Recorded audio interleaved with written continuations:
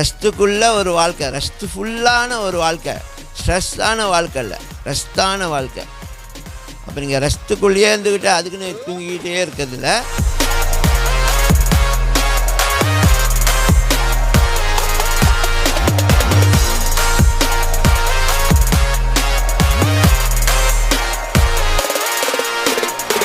வாழ்க்கை ரிலாக்ஸான வாழ்க்கை. ஒரு வாழ்க்கைனா இளைப்பாறுதல். அப்படின்னா ரெஸ்ட்டுக்குள்ளே ஒரு வாழ்க்கை, ரெஸ்ட்ஃபுல்லான ஒரு வாழ்க்கை, ஸ்ட்ரெஸ்ஸான வாழ்க்கை இல்லை, ரெஸ்ட்டான வாழ்க்கை.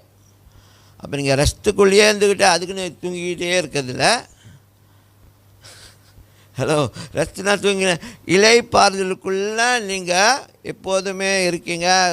அது எப்போதுமே உங்களுக்குள்ளே ஒரு என்ன சொல்கிற லெகுவான அமைதியான ஒரு பயணத்தை கொடுக்கும். ஆமென். ஹல்லேலூயா, ஹல்லேலூயா. ஸோ அந்த மாதிரி எத்தனை பேர் வாழ்கிறீங்க? அதுதான் கேள்வி. எத்தனை பேர் எப்போ பார்த்தாலும் ஸ்ட்ரெஸ், எப்போ பார்த்தாலும் பிரச்சனை, எப்போ பார்த்தாலும் அழுத்தம், எப்போ பார்த்தாலும் முணுமுணுப்பு, எப்போ பார்த்தாலும் யோ யோ யோ யோ யோ யோ அப்படின்னு பண்ணிங்கன்னா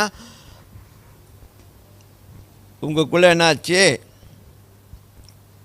உங்களுக்குள்ளே என்னாச்சு?